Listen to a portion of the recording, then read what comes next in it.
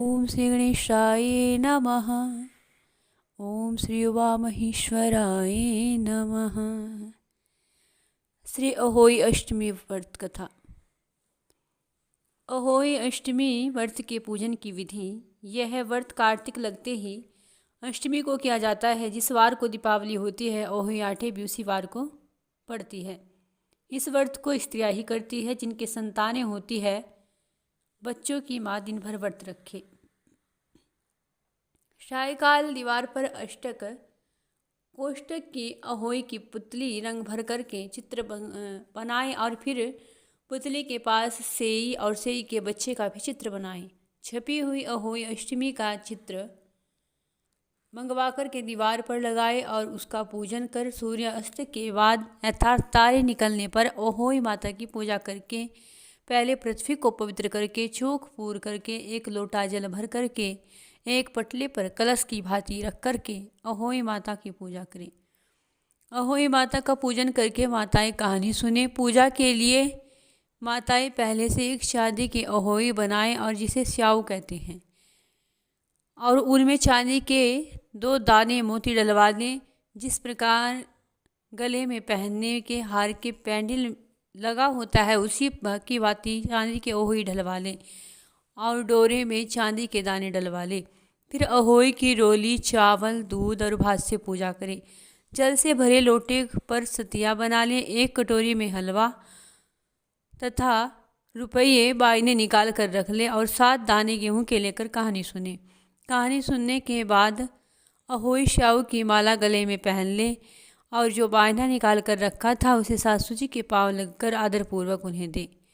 इसके बाद चंद्रमा को अर्घ्य देकर स्वयं भी भोजन करें। दीपावली के बाद किसी शुभ दिन अहोई को गले से उतार कर उसका गुड़ से भोग लगावे और जल के छींटे देकर मस्तक झुका कर रख दें। जितने बेटे उतनी बार और जितने बेटों का विवाह हो गया है उतनी बार चांदी के 2-2 दाने अहोई में डालती जावे।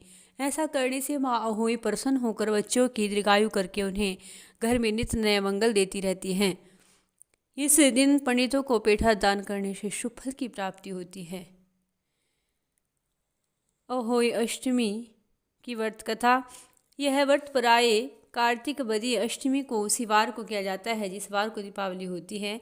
इस दिन स्त्रियां की आरोग्यता और दीर्घायु की प्राप्ति के लिए अहोई माता का चित्र दीवार पर मढ़वा कर पूजन किया जाता है और फिर विधि अहोई का व्रत दिन भर किया जाता है। जिस समय तारामंडल आकाश में उदय हो जाए उस समय वहाँ एक जल का लोटा रख कर के चांदी की स्याऊ और 2 गुड़िया रखकर मोली नाल में पिरो करके तत्पश्चात रोली चावल से माँ अहोई के सहित स्याऊ माता का अर्चे और सीरा आदि से भोग लगाकर कहानी सुने।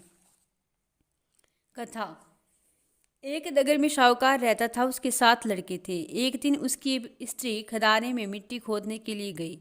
जो ही उसने जाकर वह कुदाली मारी तो ही शेई के बच्चे कुदाल की चोट से सदा के लिए सो गए। इसके बाद उसने कुदाल को श्याऊ के खून से सना देखा तो उसे सिंह के बच्चे के मर जाने का बड़ा दुख हुआ।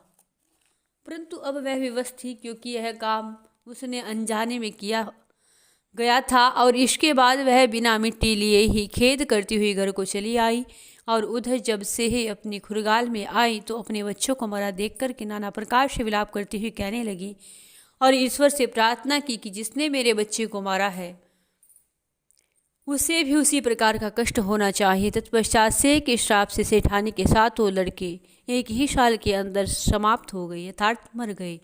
इस प्रकार अपने बच्चों का समय काल की मुख में समाये जाने पर सेठ सेठानी इतने दुखी हुए कि उन्होंने किसी तीर्थ पर जाकर अपने प्राण गंवा देने का सोचा।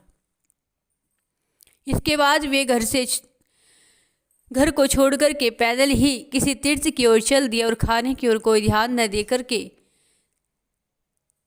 जब तक उनमें शक्ति और साहस थी चलते रहे और वे पूर्णतः आसक्त हो गए तो अंत में मूर्छित हो गिर पड़े और उनकी दशा देखकर भगवान करुणा सागर ने उनको मृत्यु से बचाने के लिए उनके पापों का अंत किया और इसी अवसर पर आकाशवाणी हुई कि हे सेठ सेठानी ने मिट्टी खोदते समय ध्यान न देकर सिंह के बच्चे को मार दिया। इसी कारण तुम्हें अपने बच्चों का दुख भोगना पड़ा है। यदि अब पुनः जाकर तुम मन लगाकर गऊ की सेवा करोगे और अहोई माता का, अजगता देवी का विधि विधान से व्रत आरंभ कर प्राणियों पर दया रखते हुए शौपन में भी किसी को कष्ट नहीं दोगे तो तुम्हें भगवान की कृपा से पुण्य संतान का सुख प्राप्त होगा। इस प्रकार आकाशवाणी सुनकर सेठ सेठानी कुछ आश्वंतित हुए और भगवती देवी का स्मरण करते हुए घर चले आए। इसके बाद श्रद्धा भक्ति से न केवल माँ अहोई का व्रत किया अपितु गौ माता की सेवा भी करना प्रारंभ कर दिया तथा जीवों पर दया भाव रखते हुए क्रोध और द्वेष का सर्वदा परित्याग कर दिया। ऐसा करने के पश्चात भगवान की कृपा से वे सेठ सेठानी सातों पुत्रों वाले होकर, अगिनत पुत्र वाले होकर के संसार में नाना प्रकार के सुखों को भोगकर स्वर्गलोक को चले गए। बोली श्री माँ अष्टमी की जय। अहोई माता की दूसरी कथा। एक साहूकार था जिसके 7 बेटे थे, 7 बहुएं थी और 1 बेटी थी। दिवाली से पहले कार्तिक बदी अष्टमी को सातों बहुओं और उसकी अपनी इकलौती ननंद के साथ जाकर जंगल में खदान से मिट्टी खोद रही थी। वहीं स्याहू सेई की माँ थी। मिट्टी खोदते समय ननंद के हाथ से सेई का बच्चा मर गया। अब स्याहू माता बोली कि मैं तेरी कोख बांधूंगी। तब ननंद अपनी सातों भाभियों से बोली कि तुम में से मेरे बदले कौन अपनी कोख बंधवा, कोई अपनी कोख बंधवा लो। और सब भाभियों ने अपनी कोख बंधवाने से इनकार कर दिया, किंतु छोटी भाभी सोचने लगी यदि मैं भी कोख नहीं बंधाऊंगी तो सासू जी नाराज हो जाएगी। ऐसा विचार कर ननंद के बदले में छोटी भाभी ने अपनी कोख बंधवा ली। उसके बाद जब उससे जो लड़का होता तो 7 दिन बाद मर जाता। एक दिन उसने पंडित को बुलाकर पूछा कि मेरी संतान 7वें दिन क्यों मर जाती है। तब पंडित ने कहा कि तुम सुरही माता की सेवा करो। सुरही माता स्याहू माता की भाईली है, वह तेरे कोख छोड़े तब तेरा बच्चा जिएगा। और इसके बाद से वह बहू प्रातःकाल उठ कर के चुपचाप सुरही माता के नीचे साफ सफाई कर आती। वो माता बोली कि आजकल कौन मेरी सेवा कर रहा है, सो देखूँ तो सही। और गौ माता खूब तड़के उठी, क्या देखती है कि एक साहूकार के बेटे की बहू उनके नीचे साफ सफाई कर रही है। गौ माता उससे बोली क्या मांगती है, मांग। और तब साहूकार की बहू बोली कि स्याहू माता तुम्हारी भाईली है और उसने मेरी कोख बांध रखी है, सो मेरी कोख खुलवा दो। गौ माता ने कहा अच्छा। अब तो गौ माता समुद्र पार अपनी भाईली किसके पास उसको लेकर के चली। रास्ते में कड़ी धूप थी, सो में दोनों एक पेड़ के नीचे बैठ गई। थोड़ी देर में एक सांप आया और उसी पेड़ पर एक गरुड़ पंखनी का बच्चा था और उसको डसने लगा। तब साहूकार की बहू ने सांप को मारकर ढाल के नीचे दबा दिया और बच्चे को बचा लिया।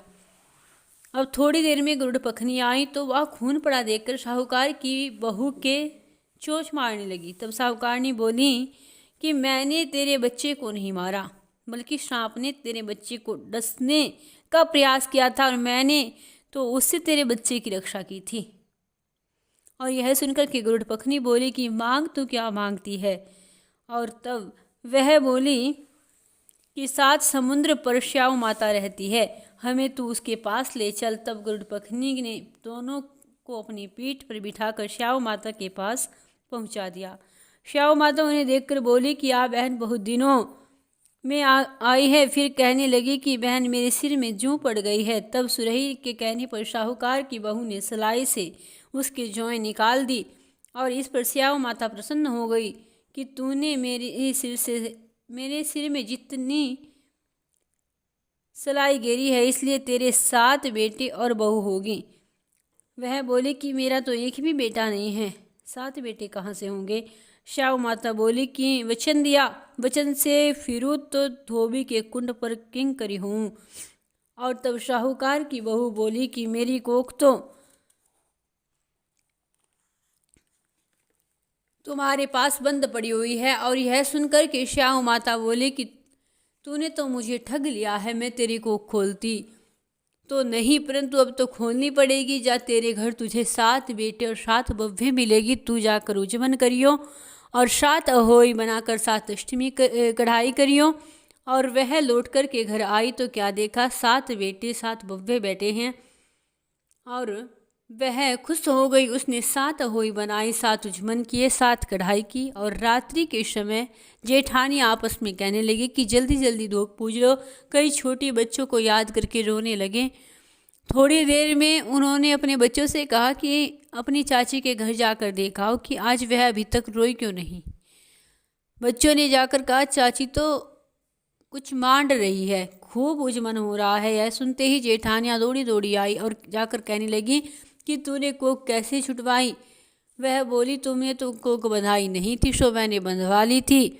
अब श्यामा माता की कृपा से मेरी कोख खुल गई है। और श्यामा माता ने जिस प्रकार उस साहूकार की बहू की कोख खोली है, उसी प्रकार हमारी भी कोख खोलियो और कहने वाले और सुनने वाले की सब परिवार की कोख खोलियो। बोलिए अहोई अष्टमी मात की जय। श्री राधे कृष्णा की जय।